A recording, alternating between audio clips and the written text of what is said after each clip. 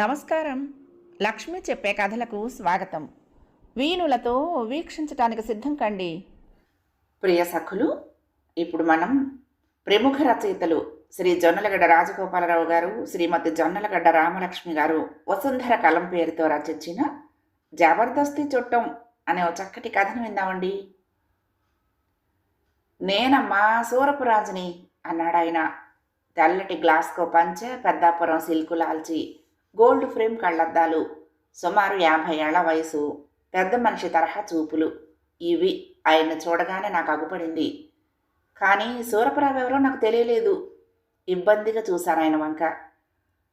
అయినా నీకేం తెలుస్తుందిలే, పెళ్లి తర్వాత మళ్ళీ ఇదేగా రావటం, అబ్బాయి వచ్చేదాకా లోపలికి రానిస్తావా అన్నాడు ఆయన. నేను నొచ్చుకున్నాను. సంకోచిస్తూనే, అయ్యో ఎంత మాట, రండి లోపలికి అన్నాను. ఆయన లోపలికి వచ్చి సోఫాలో నడుము వాలుస్తూనే కాఫీ కావాలన్నాడు. కాఫీ తాగేవాళ్ళంటే నాకు ఒళ్ళు మంట. నాకు భయపడి ఆయన కూడా రోజుకి ఇంట్లో ఒక పూటే తాగుతారు కాఫీ. ఇంట్లో పాలు కూడా లేవు. కానీ ఆపద్ధర్మంగా కొన్న పాలపొడి ఉంది. అయితే పాలపొడి కాఫీ ఈయన తాగుతాడో తాగడోనని అనుమానిస్తూనే అడిగాను. అయ్యో, కాఫీ పొడి అన్నది వాడితే చన్నీళ్లలో కలిపినా తాగేస్తాను నేను అన్నాడు ఆయన. సరే, తప్పేదే ఉంది అనుకుంటూ వంటింట్లోకి వెళ్ళాను. ఇంకా నయం, గ్యాస్ ఉంది. గ్యాస్ అయిపోయిందంటే 10 రోజులు కిరసనాయలతో అవస్థపడాలి. స్టవ్ ఇబ్బందులు ఒక ఎత్తు, కిరసనాయలు సంపాదించే ఇబ్బందులు ఇంకో ఎత్తు. కాఫీ కలిపి పట్టుకెళ్ళాను. ఆయన అలవోకగా కాస్త చప్పరించి, ఏమ్మా మీది కోటా పంచదార, బ్లాక్ పంచదార అని అడిగాడు. కోట ఏనండి అన్నాను వినయంగా. మీ కోట నాకు చాలదమ్మాయి, 2 చెంచాలు తీసుకురా అన్నాడు అధికార స్వరంతో. నాకు ఒళ్ళు మండింది. మనిషికి బొత్తిగా మొహమాట ఉన్నట్లు లేదు. ఈ రోజుల్లో 10 రూపాయలు బదులు అడిగినా ఇస్తున్నాం, కానీ చెంచాడు పంచదార కూడా అప్పివ్వటం లేదు. ఈయన ఇప్పుడు 2 చెంచాలు ఎక్స్ట్రా అడిగాడు. అసలు ఎన్నాళ్ళు ఉంటాడో ఏమిటో. ఏమైనప్పటికీ తప్పదు కదా, వెళ్ళి 2 చెంచాల పంచదార తెచ్చాను. నిన్ను చాలా శ్రమ పెట్టానమ్మాయి అంటూ ఆయన ఒక్క గుక్కలో నేనిచ్చిన కప్పుడు కాఫీ తాగేసి, ఈ వెధవ ప్రాణానికి గంటకి కాఫీ కావాలి అని విసుగ్గా అన్నాడు. నేను మర్యాదకు నవ్వుతూ, గంటకు కాఫీ కావాలనుకుంటేనే వెధవ ప్రాణం అయిపోతుందా అండి అన్నాను. మంచి మొక్క చెప్పావమ్మా అన్నాడు ఆయన తృప్తిగా నా వంక చూసి నవ్వుతూ. నేను ఆయనకు ఎదురుగా కూర్చున్నాను. ఆయన ఎవరో, వారికి ఎలాంటి బంధువో తెలియదు. చనువును బట్టి చూస్తూ ఉంటే బాగా దగ్గర బంధువులాగానే ఉన్నాడు. పడుకుంటారా అండి?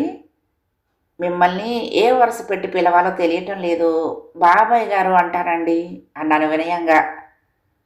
ఈ ప్రపంచంలో ఏది శాశ్వతం గనక నీకు తోచిన వరుస పెట్టి పిలవచ్చు.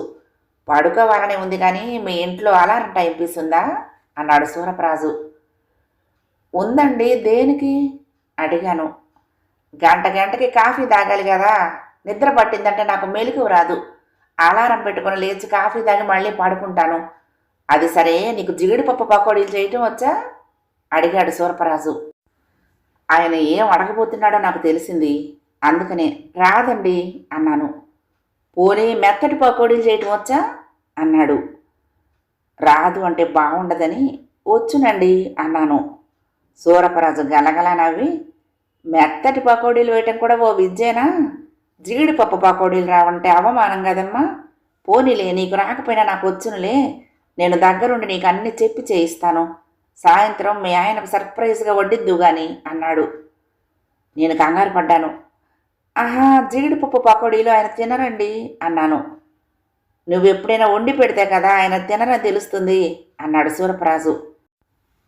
నేను గతుక్కుమని, ఆయన తినరనే నేను నేర్చుకోలేదండి అని సర్దుకున్నాను. ఆ మాట పకోడీ ఒకటి రుచి చూశాక అనమను. దాచటం ఎందుకు? జీడిపప్పు పకోడీలను మా ఆవిడికి కూడా నేనే దగ్గరుండి నేర్పించానులే. నేను చెప్పినట్టు చెయ్యి. ఈ రోజు నుంచి మీ ఆయన కూడా వాటిని ఇష్టపడటమే కాక రోజు చేయమని వేధించుకు తింటాడు అన్నాడు సూరపరాజు. ఇంట్లో జీడిపప్పులు లేవండి అన్నాను.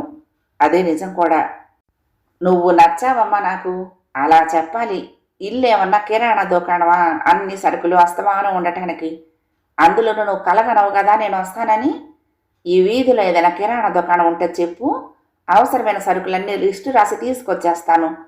ఎటొచ్చి మీ ఇంట్లో ఉండటానికి వచ్చి నా డబ్బులు ఖర్చు చేస్తాననుకోకు, డబ్బు నువ్వే ఇవ్వాలి అన్నాడు ఆయన నిర్మోహమాటంగా. ఇంట్లో 100 రూపాయల నోటు మాత్రమే ఉంది, చిల్లర లేదు. నమ్మి ఈయనకెలా ఇచ్చేది? అలాగని ఇల్లు ఈయన మీద వదిలి ఎలా బయటకు వెళ్ళేది? అందుకని బాబాయ్ గారు ఆయన రాగానే పకోడీలు అందరం కలిసి చేద్దాము, మా వారి ఇంట్లో ఒక్క పైసా కూడా ఉంచరు అన్నాను. సూరపరాజు బ్రూఖటి ముడతలు పడింది. శ్రీవారిని ఆయన కాసేపు విమర్శించారు. అంటే ఆయన తప్పేం లేదు బాబాయ్ గారు, ఈ మధ్య దొంగతనాలు ఎక్కువైపోయాయి, అడ్డమైన వాళ్ళు ఇళ్లలోకి జ్వరపడిపోతున్నారు అన్నాను. అలాగైతే నిన్ను కూడా తీసుకుపోయాడా? ఆడవాళ్ల మీద అత్యాచారాలు కూడా ఎక్కువయ్యాయిగా అన్నాడు. నాకు ఏమనాలో తెలియలేదు. ఆడవాళ్ల మీద అత్యాచారాల గురించి ఆయనతో మాట్లాడటం దొంగడా కరవకురా అన్నట్లవుతుందని నా భయము అనుమానము. అందుకని మౌనంగా ఊరుకున్నాను. ఈ వీధిలో కిరాణా దుకాణం లేదా అడిగాడు ఆయన. ఉందని చెప్పాను. అందులో అరువు ఎవరా అడిగాడు. అరువు మాకు అలవాట్లేదని చెప్పాను. అత్యవసర పరిస్థితుల్లో అరువు ఎంత ఉపయోగపడుతుందో ఆయన సోదాహరణంగా వివరించి, నాకు జీడిపప్పు పకోడీల మీద ఎంత మమకారమో నీకు తెలియదు. ఈ అలారం టైం పీస్ తీసుకుని దుకాణానికి వెళ్తాను, మీ పేరు చెప్తాను, వాడు అరువు ఇవ్వనంటే ఈ గడియారం ఉంచుకోమని చెప్తాను, సరుకులన్నీ తెస్తాను అంటూ సోఫాలో నుంచి లేచాడాయన. ఏం చెయ్యాలో తోచలేదు నాకు. ఆయన ఎలా ఆపాలో తెలియలేదు. ఆయన లేచినప్పుడు ఆయన పర్సు తీసి నాకు అందించి, వీధిలోకి వెళ్తే ఖర్చు చేయబుద్ధవుతుంది, అందుకని ఇది ఇంట్లోనే ఉంచు, నేను సరుకులు తీసుకొస్తాను. అన్నట్టు ఇంట్లో పచ్చిమిరపకాయలు ఉన్నాయా అన్నాడు ఆయన. ఉన్నాయండి అన్నాను. జీడిపప్పు పకోడీలు వేయటానికి ఏమేం కావాలో నాకు చెప్పి, ఇంట్లో లేనివి కాగితం మీద నోట్ చేసుకుని అలారం టైం పీస్ తీసుకుని బయటకు వెళ్ళాడు. పకోడీలు చేయటంలో ఆయన పరిజ్ఞానం చాలా గొప్పదని గ్రహించాను నేను. ఆయన వెళ్ళిపోగానే ఆతృతగా పర్సు తెరిచి చూశాను. అందులో డబ్బేమీ ఉండదని నా అనుమానం. అయితే నా అనుమానం నిజం కాదు. అందులో 500 రూపాయల పై చిలుకుంది. అందులో ఉన్నవి అసలు నోట్లేనా అని అనుమానం వచ్చింది. ఎందుకంటే ఆయన అంత దర్జాగా డబ్బు వదిలేసిపోతాడా? ఇంట్లో ఉన్న 100 రూపాయల నోటు తెచ్చి అందులో ఉన్న 200 రూపాయల నోట్లని పరీక్షించాను. అన్నీ ఒక్కలాగే ఉన్నాయనిపించింది. అవి దొంగ నోట్లు అయి ఉండవు. అయితే సూరపరాజు ఎలాంటి మనిషి? తన దగ్గర ఇంత డబ్బు ఉంచుకుని పైసా కూడా ఖర్చు పెట్టకుండా నా ఇంట్లో పకోడీలు వేయించుకుని తినాలనుకుంటున్నాడు. మనిషికి బొత్తిగా సిగ్గు, మొహమాటం, అభిమానం ఉన్నట్లు లేదు. ఇలాంటి పని చేయటానికి నేనైతే సిగ్గుతో చచ్చిపోతాను. అసలు ఇంతకీ ఆయన అలారం టైం పీస్తో తిరిగి వస్తాడా? ఎందుకు రాడు? టైం పీస్ ఖరీదు 100 చిల్లర. రాకేం చేస్తాడు? అప్పుడే నాకు అనుమానం వచ్చింది. టైం పీస్ తీసుకుని ఆయన వెళ్ళిపోతూ ఉంటే నాకు బెంగ పుట్టుతోంది. ఆయన్ని అనుమానిస్తాను. ఆ అనుమానం పోవటం కోసమే తన పర్సు ఇంట్లో వదిలి వెళ్ళాడు. అంటే ఈయనకు మర్యాద తెలిసి ఉండాలి. తను పైసా ఖర్చు చేయకుండా పకోడీలు తినాలనుకునే మనిషికి ఈ మర్యాదలు ఏమిటో నాకు అర్థం కావటం లేదు. మొత్తం మీద ఈయన విచిత్రమైన మనిషి. దుకాణం వాడు ఏమనుకున్నాడో అలారం టైం పీస్ చూసి. ఆయనకు అబద్ధం చెప్పకుండా ఉండాల్సింది. అందువల్లనే ఈ గొడవ అంతా వచ్చింది. నా ఆలోచనలు ఇంకా తెగకుండానే సూరపరాజు తిరిగి వచ్చేశాడు. ఆయనకు ఓ చేతిలో పొట్లాలున్నాయి, రెండో చేతిలో అలారం టైం పీస్ ఉంది. వస్తూనే ఆయన నా వంక అదోలా చూసి, ఏమమ్మా, కాఫీ తాగి గంట కావస్తోంది, కాఫీ చేశావా, నేనే గుర్తు చేయాలా అని అడిగాడు. ఊరి నీ అధార్టీ మండిపోను అని మనసులో మాత్రం అనుకుని వంటింట్లోకి పరిగెత్తి ఈసారి కాస్త ఎక్కువగానే కాఫీ కలిపి ఫ్లాస్క్లో పోసి తీసుకొచ్చాను. మొత్తం 3 కప్పులు చేశాను. ఈసారి ఆయన దీనికి నన్ను చాలా మెచ్చుకుంటాడని ఆశించాను. నేను కూడా ఇప్పుడు ఆయన మెప్పును ఆశిస్తున్నాను. వాటం చూస్తే సూరపరాజు మా ఆయనకు చాలా దగ్గర బంధువులాగా ఉన్నాడు. నా చేతులని ఫ్లాస్క్ను చూస్తూనే సూరపరాజు, అయ్యో ఎంత పని చేశావమ్మా అన్నాడు. ఏం జరిగిందో నాకు అర్థం కాక ప్రశ్నార్థకంగా ఆయన వంక చూశాను. ఫ్లాస్క్లో నుంచి కాస్త కాస్త పోసుకుని కాస్త కాస్త దాచుకోవటం నాకు చేత కాదమ్మా. కాఫీ ఎంత ఉంటే అంతా తాగి తీరాల్సింది. అయినా ఈ విషయం నీకు చెప్పటం మర్చిపోయాను. తప్పు నాది, శిక్ష నీకు అంటూ అప్పటికప్పుడు మొత్తం 3 కప్పుల కాఫీ ఒక్కసారి తాగేసి, నీ చేతి కాఫీ చాలా బాగుందమ్మా అన్నాడు. నా గుండె చెరువైపోయింది. నా ముఖంలో హావభావాలు మారిపోతున్నాయని నాకు తెలిసిపోతోంది. అలా జరగటం నాకు ఇష్టం లేదు. మాట మారిస్తే కానీ నేను మామూలు మనిషిని కాలేను. ఎందుకంటే ఈ సూరపరాజు గారిని చూస్తూ ఉంటే నాకు కోపము ఉక్రోషం ఆగకుండా వచ్చేస్తున్నాయి. అందుకని బాబాయ్ గారు, మీరు అలారం టైం పీస్ ఇవ్వకుండానే సరుకులు తీసుకొచ్చారే అన్నాను. ఆయన నవ్వాడు. ఏదో సరదా కన్నాను కానీ వీధిలో ఉంటూ దుకాణం వాడు ఆ మాత్రానికి ముఖం చూసుకోడని నాకు తెలుసు. మీకైతే అరువు అలవాట్లేదు కానీ నాకు అనుభవమే కదా. అలారం టైం పీస్ తాకట్టు పెడితే అసహ్యంగా కూడా ఉంటుంది. మీ ఇల్లు గుర్తు చెప్పడం కోసమని ఇది తీసుకుని వెళ్ళి కావాలంటే ఉంచుకోమని సరదాగా అన్నట్లు అన్నాను అన్నాడు. ఊరిని తెలివైనవాడే, కానీ తెలివితేటలు అన్ని సమయాల్లోనూ ఉపయోగించలేము అనుకున్నాను. నేను ఇలా అనుకుంటూ ఉండగానే సూరపరాజు అన్నట్టు, నా పర్సు నీకు ఇచ్చాను కదమ్మా, ఇంకా నాకు ఇచ్చేసేయి అంటూ అడిగేశాడు. ఆ క్షణంలో నా ఒళ్ళు భగ మండింది. ఎలాగో తామాయించుకుని పర్సు ఆయన చేతికిచ్చాను. డబ్బు లెక్క పెట్టుకోండి అన్న మాటలు నోటు చివరిదాకా వచ్చి ఆగిపోయాయి. నేను మర్యాదనంత సులభంగా వదిలిపెట్టలేకపోయాను. ఆయన పర్సు జేబులో పెట్టుకుని కాసిన్ని మంచినీళ్ళు తీసుకురామ్మా అన్నాడు. నేను లోనికి వెళ్ళి క్షణాల మీద మంచినీళ్ళు తీసుకొచ్చాను. నేను వచ్చేసరికి కళ్ళబడ్డ దృశ్యం నన్ను ఆశ్చర్యచకితురాల్ని చేసింది. సూరపరాజు పర్సులోని డబ్బు చిల్లరతో సహా లెక్క పెట్టుకుంటున్నాడు. అంతా అయ్యాక జేబులో నుంచి ఏదో కాగితం తీసి మొత్తం సరిపోయిందో లేదో చూసుకుంటున్నాడు. సిగ్గు అవమానం నా శరీరాన్ని కుంచింపచేశాయి. ఆయన నన్ను కూడా తన వంట సిగ్గుమాలిన మనిషి కింద లెక్క వేసుకున్నాడా? నేను మంచినీళ్ళు తీసుకుని వెళ్ళేసరికి ఆయన పర్సు జేబులో పెట్టుకుని జేబులోని కాగితాన్ని నాకు చూపించాడు. దాని మీద ఒక అంకె ఉంది. చూసావా అమ్మా, ఇది ఈ పర్సులో ఎంత డబ్బు ఉందో చెప్పే అంకె. ఈ కాగితం మీద అంకెకు పర్సులోని డబ్బుకు ఒక్క పైసా కూడా తేడా రాకూడదు అన్నాడు. అవునులేండి, లెక్క చూసుకోలేకపోయారా? అందులోనూ పర్సు నా చేతికి కూడా ఇచ్చారు మరి అని కాస్త నిష్ఠూరంగానే అన్నాను. సూరపరాజు చెల్లించలేదు. జాగ్రత్తకు ఎవ్వరైనా నా తర్వాతనే అమ్మా. పర్సుదే ఉంది. ఏమాత్రం అజాగ్రత్తగా ఉన్నా ఓ నోటో కాస్త చిల్లరో జారి పడిపోవచ్చు. అందుకే ఎవరికి పర్సు ఇచ్చినా నేను డబ్బు లెక్క పెట్టుకుంటాను అని ఆయన మంచినీళ్ళు అందుకుని తాగి, కాస్త నడుము వాలుస్తానమ్మా, మడత మంచం వాల్చగలవా అన్నాడు. నేను మడత మంచం వాల్చి పక్క వేశాను. ఆయన పడుకోబోతూ, అమ్మా, ఇందాక 3 కప్పులు తాగేశాను కదా అని ఇంకా ఇవ్వాల్సిన పని లేదనుకోకు. ఒక్కసారి ఎన్ని కప్పులు తాగినా ఒక్కసారి కిందే లెక్క అన్నాడు. భగవంతుడా, ఇదెక్కడ తద్దినం తెచ్చిపెట్టావురా తండ్రి అనుకున్నాను మనసులో. ఇలాంటి అలవాటు శ్రీవారికి ఉందంటే వచ్చే జీతం అంతా కాఫీకే సరిపోతుంది. నిమిషాల మీద ఆయన గుర్రు పెట్టాడు. అసలే స్థిమితం లేకుండా ఉన్న నాకు ఆయన గుర్రు ఒకటి. ఆ గురక శబ్దం వలన ఇల్లంతా అదిరిపోతోంది. ఇది ఇలా ఉంచితే ఆయన ఉనికి అనుక్షణం గుర్తు చేస్తోంది ఆ గుర్రు.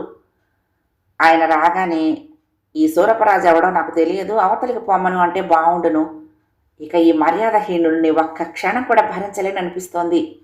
అయితే ఆయన నేను ఏమీ అనలేకపోతున్నాను. ఎందువల్ల? అందుకు కారణం నా మొహమాటమా, ఆయన రూపురేఖలా? నా మొహమాటం అనుకునేందుకు వీలు లేదు. ఎందుకంటే బిచ్చగాళ్ల మీద నేను బాగానే అదహత్య చేస్తాను. రిక్షా వాళ్లతో దెబ్బలాడతాను, కూలీలను తిడతాను. కానీ ఈయనేమీ అనలేకపోతున్నాను. నా పట్ల అమర్యాదగా ప్రవర్తించినా నేనేమీ అనలేకపోతున్నాను. అందుకు కారణం ఆయన కట్టిన పంచ, వేసుకున్న లాల్చి, ముఖ కవళికలు. చూడటానికి ఆయన గొప్పవాడిలాగా ఉన్నాడు, కానీ చేతల్లో లేదా గొప్పతనం. అయినా ఆయన మీద ఎందుకింత ద్వేషం పెంచుకుంటున్నాను? ఆ ద్వేషం తప్పించి ఆయన ఏమీ అనలేకపోతున్నాను. ఆలోచిస్తూ ఉండగా ఆయన కంఠం వినపడింది. ఏమమ్మా, అలారం మోత వినపడలేదా అంటూ. ఉలిక్కి పడ్డాను. అలారం మోత నాకు నిజంగానే వినపడలేదు. ఆయన గుర్రు శబ్దం ఇల్లంతా ఆక్రమించయ్యగా ఇంకా అందులో నుంచి అలారం శబ్దం ఎక్కడ వినిపిస్తుంది? అవును, అసలు అది ఆయనకు మాత్రం ఎలా వినిపించింది? బహుశా ఎవరి గురక వాళ్ళకి వినిపించదేమో. నేను కాఫీ కలుపుతూ ఉండగా ఆయన గలగలా నవ్వి, ఏమమ్మా, నిద్రపోతున్న నాకే వినిపించింది, మెలకుగా ఉన్న నీకు వినపడటం లేదేంటమ్మా అలారం మోత అన్నాడు. నేను ఏడవలేక నవ్వి ఊరుకున్నాను. ఆయన కాఫీ తాగేసి మళ్ళీ పడుకున్నాడు. పడుకుని 2 క్షణాలైనా కాకుండానే గుర్రు మొదలుపెట్టాడు. భగవంతుడా, ఆ శబ్దం నేను భరించలేకపోతున్నాను. ఇలాంటి బాధల నుంచి తప్పించుకునేందుకు ఏకాగ్రత ఒక్కటే ఉపాయం. ఏదైనా పుస్తకం తెచ్చి చదువుదామనుకున్నాను. సోఫా దగ్గర టీపాయ్ మీద పక్కింటి ఆవిడిచ్చిన నవలుంది. అది చదువుదామనుకుని పుస్తకం తీయగానే చెయ్యి జారి పుస్తకం కింద పడింది. అబ్బా, ఏమిటమ్మా చప్పుళ్ళు అన్నాడాయన విసుగ్గా. నేను ఆశ్చర్యపోయాను.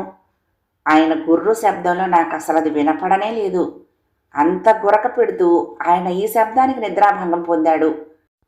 నీ అసాధ్యం కోలా, భలేవాడివయ్యా అని మనసులో అనుకున్నాను. ఆ తర్వాత నుంచి నన్ను కుతూహలం బాధించింది. ఆయన గుర్రులో ఈసారైనా నేను అలారం వినగలనా అని పట్టుదలగా కూర్చున్నాను. ఆయనకు వినపడ్డ అలారం నాకు మాత్రం ఎందుకు వినపడదు? పట్టుదలగా చెవులు రిక్కించి మరీ కూర్చున్నాను. అప్పుడే ఇంకో విచిత్రం తెలిసింది నాకు. మనిషి ఆగి ఆగి ఊపిరి పీలుస్తాడు. మనిషి గుండె ఆగి ఆగి కొట్టుకుంటుంది. అలాంటప్పుడు గురక కూడా ఆగి ఆగి రావాలి కదా. మరి ఈయన గురక ఆగటం లేదు. ఎడతెరిపి లేకుండా బాజా వాయిస్తున్నట్టుగా ఉంది. ఆయన ఒకసారి గుర్రు పెడితే అది గది గోడలో తగిలి ప్రతిధ్వనిస్తోంది. ఈలోగా ఆయన మళ్ళీ గుర్రు పెడుతున్నాడు. ఆగకుండా గురక వినిపించడానికి అదొక్కటే కారణమై ఉండాలి. నేను ఇలా ఆలోచిస్తూ ఉండగానే ఆయన నుంచి మళ్ళీ హెచ్చరిక వినపడింది, అలారం మోగిందని. ఆయన మీద కోపం కూడా మర్చిపోయి ఆశ్చర్యపడ్డాను. ఈ వింత శ్రీవారికి చూపించడం కోసమైనా మరొక్క రోజు ఆయనకు ఆతిథ్యం ఇవ్వాలనిపించింది నాకు. శ్రీవారైతే మరీ థ్రిల్ అయిపోతారు. ఆయనకు కుక్కర్ మోగితేనే ఇంకేమీ వినపడదని గోడ పెట్టేస్తారు. నేను లేచి కాఫీ కలుపుతూ ఉండగా ఎవరో తలుపు తట్టారు. ఆయనే లేచి వెళ్ళి తలుపు తీశాడు. వచ్చింది పక్కింటి తులసమ్మగారు. నేను ఆయనకు కాఫీ ఇచ్చి తులసమ్మగారిని వంటింట్లోకి తీసుకుపోయాను. ఆయన ఎవరమ్మా అడిగింది తులసమ్మ. శ్రీవారి బంధువులు, కానీ ఏమిటిలా వేళకాని వేళలో వచ్చారు అన్నాను. సాధారణంగా ఆవిడ ఈ సమయంలో నిద్రపోతూ ఉంటుంది. ఏమీ లేదు, మీరు జాన్సన్ మిక్సీ కానీ కొన్నారేమిటి అడిగింది తులసమ్మ. ఆ అనుమానం ఎందుకు వచ్చింది ఆశ్చర్యంగా అన్నాను. మా ఇంట్లో మిక్సర్ ఉంది, ఇంకొకటి కొనాలని కూడా నేను అనుకోలేదు. కానీ నిప్పులు ఎందే పొగరాదంటారు, ఈవిడెందుకు అడిగింది? అబ్బే ఏమీ లేదు, పేపర్లో రాస్తూ ఉంటారు కదా, అదైతే ఆగకుండా 45 నిమిషాలు వాడుకోవచ్చునని. మీ ఇంట్లో ఆగకుండా మిక్సర్ శబ్దం వస్తూ ఉంటే బహుశా జాన్సన్ మిక్సర్ కొని టెస్ట్ చేస్తున్నారేమో అని అనుకున్నాను. ఒకవేళ టెస్ట్ చేసేటైతే మధ్యాహ్నం సమయాల్లో చేయకండమ్మా, నిద్ర చెడిపోతుంది. ఏ సాయంత్రాలు అయితే పర్వాలేదు కానీ అంది తులసమ్మ. నాకు నవ్వాలో ఏడవాలో తెలియలేదు. అది మిక్సర్ చప్పుడు కాదని సూరపరాజు గురకని చెప్పగానే తులసమ్మ గుక్కపట్టి పడిపోయింది. ఆవిడ్ని సేద తీర్చటం చాలా కష్టమైంది. ఈలోగా సూరపరాజు వంటింట్లోకి వచ్చి, ఏమమ్మా నా నిద్ర అయిపోయింది మరి అన్నాడు. వెంటనే తులసమ్మ లేచి వెళ్ళిపోయింది. సూరపరాజు నా దగ్గర దండకం ఆరంభించాడు. ఈ ఇరుగు పొరుగులకు బొత్తిగా మర్యాదలు తెలియవమ్మా. ఇంట్లో చుట్టం ఉన్నాడు కదా, ఏ టిఫిన్ అయినా చేసి పెడుతుందేమోననుకుని వెంటనే వెళ్ళిపోవద్దు. పోనీలే, నేను రాగానే అయినా వెళ్ళిపోయింది. ఇక మనం జీడిపప్పు పకోడీలు ప్రారంభిద్దామా అన్నాడు. తప్పుతుందా? ఆయన ఆధ్వర్యంలో వంటకం ప్రారంభమైంది. తయారయ్యేసరికి నిజంగానే అద్భుతంగా వచ్చాయి పకోడీలు. పెద్ద పళ్ళెం నిండా ఉన్నాయి. ఆ పళ్ళెం నిండా ఉన్నాయి కదా, చెల్లవేమోనని భయపడకు. ఇది పూర్వకాలపు శరీరం, ఈజీగా చెల్లిపోతాయి అవన్నీ. ముందు మనమిద్దరం కాసిన తిందాము. మీ ఆయన వచ్చేసరికి మన ముగ్గురికి 3 ప్లేట్లుంచు. ఇప్పుడు తినేయటం అయిపోయింది కదా అని మరి తిననని అనుకోకు అన్నాడు సూరపరాజు. అబ్బే, అలా ఎందుకు అనుకుంటానులేండి అన్నాను కాస్త వ్యంగ్యం ధ్వనించేలా. ఆయనది పట్టించుకోలేదు. పకోడీలు ప్లేట్లో సర్దిచ్చాను. క్షణాల మీద తినేశాడు. నువ్వు తినటం లేదేమమ్మా అన్నాడు. ఆయన వచ్చాక తింటానండి అన్నాను. సరే, నాకు మరొక ప్లేట్ అయ్యి అన్నాడు సూరపరాజు. మంచినీళ్ళు తాగుతారా అడిగాను. వద్దమ్మా, టిఫిన్ పూర్తిగా తిన్నాక కానీ మంచినీళ్ళు తాగకూడదు. ఎప్పుడు మంచినీళ్ళు తాగుతానో అప్పటితో టిఫిన్ తినడం అయిపోయిందన్నమాటే అంటూ ఆయన ఇంకొక 2 ప్లేట్లు తిన్నాకనే మంచినీళ్ళు తాగాడు. మధ్యాహ్నం గడిచిపోతే ఆయనకి ఇంకా కాఫీ అక్కర్లేదుట. అదో శుభవార్త చెప్పాడు ఆయన నాకు. ఎటొచ్చి శ్రీవారితో పాటు కలిసి టిఫిన్ తినే సమయంలో మాత్రం ఓ కప్పు కాఫీ ఇవ్వమన్నాడు.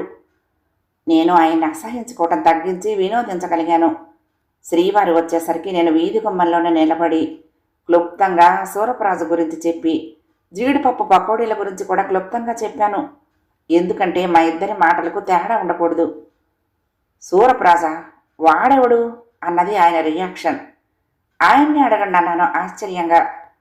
అయితే సూరపరాజు ఆయన్ని అరే ఒరే అని పిలిచి అవి ఇవి కబుర్లు చెప్పి అసలు ఆయనకి ప్రశ్న వేసే అవకాశం కూడా ఇవ్వలేదు. కాసేపు కూర్చుని జీడిపప్పు పకోడీలు అందరితో కలిసి తిని ఇంకో గంటలో వచ్చేస్తాను అంటూ బయటికి వెళ్ళిపోయాడు ఆయన. అప్పుడు మా ఇద్దరికి మాట్లాడుకునే అవకాశం వచ్చింది. నేను జరిగిందంతా తూచా తప్పకుండా శ్రీవారికి చెప్పాను. అంతా విని ఎలా సహించావు ఇదంతా శ్రీమతి అన్నారాయన ఆశ్చర్యంగా. ఒక్కొక్కరి ముఖార మీద ప్రభావం అనుకుంటా. మీరు మాత్రం నోరెత్తి ఆయన ఎవరో అడిగారా అన్నాను. ఇంతకీ ఆ సూరపరాజు ఎవరో ఆయనకు తెలియదు, కానీ అయినవాడే అయి ఉండాలంటారు ఆయన. అయినవాడు కాకపోతే మరీ అంత చనువుగా ఉండలేడుట. సరే, ఓ గంటలో వస్తారుగా, చూద్దాం అన్నారాయన. కానీ సూరపరాజు మళ్ళీ రాలేదు. శ్రీవారి కంగారు పడి ఇల్లంతా వెతికారు, ఏమైనా పట్టుకుపోయాడేమోనని. కానీ పాపం అలాంటిదేమీ జరగలేదు. ఈ జబర్దస్తి చుట్టమెవడో ఎంత ఆలోచించినా అంతుపట్టడం లేదు అంటూ తల పట్టుకున్నారాయన. సూరపరాజు విషయం మరొక 4 రోజుల వరకు మిస్టరీగానే ఉండిపోయింది. అయితే ఒక రోజున బజార్లో మాకు సూరపరాజు కనపడ్డాడు. సూరపరాజుతో పాటు ఒక ముసలావిడ ఉంది.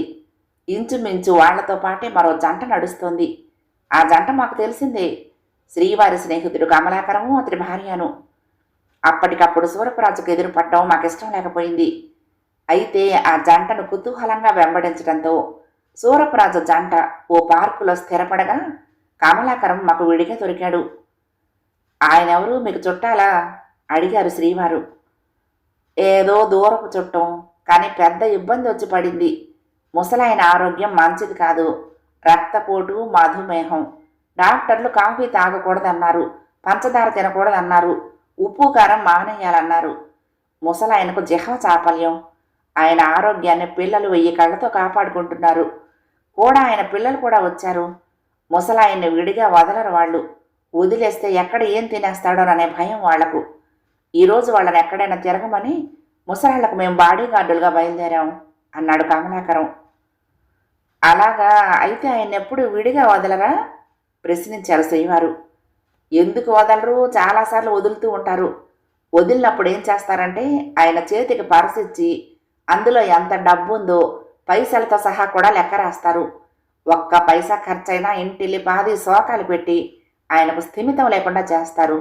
అందుకని ఆయన తీసుకువెళ్ళిన డబ్బు తీసుకువెళ్ళినట్టే వెనక తెచ్చేస్తాడు. ఈ ఆంక్షతో వాళ్ళు ముసలాయన్ని అదుపులో పెడుతున్నారు అన్నాడు కమలాకరం. ఉన్నట్టుండి నా కళ్ళల్లో నీళ్లు తిరిగాయి. ఆ రోజు సూరపరాజు పరసు నా చేతికిచ్చాక డబ్బు లెక్క చూసుకుంటున్న దృశ్యం గుర్తుకు రావటం. ఒకప్పుడు అదే దృశ్యం నన్ను ఆయన్ను ద్వేషించేలా చేసింది. ఆ దృశ్యమే ఇప్పుడు నాకు ఆయనపై జాలి కలిగిస్తోంది. భగవంతుడా, మేము చూసే దృశ్యాల్లోని నిజానిజాలే తెలుసుకోలేని అల్పులుగా మమ్మల్ని ఎందుకు సృష్టించావు అని మనసులో బాధపడ్డాను. సూరపరాజును తలుచుకుంటేనే నా మనసు ఇప్పుడు సానుభూతితో ద్రవించిపోతోంది. నేను శ్రీవారి చేయి పట్టుకొని ఊ అన్నాను. పదండి పోదాం అనటానికి గొంతులో ఏడుపు ధ్వనిస్తుందని భయం వేసింది. కథ సమాప్తం. ప్రియ సఖులు, ఈ కథ మీకు నచ్చితే తప్పకుండా లైక్ చేయండి, షేర్ చేయండి, కామెంట్ చేయండి, సబ్స్క్రైబ్ చేసుకుని నన్ను ఎంకరేజ్ చేయండి. ఉంటానండి. ప్రేమతో లక్ష్మి, కృష్ణాతీరం దుర్గమ్మ సన్నిధానం. నమస్తే.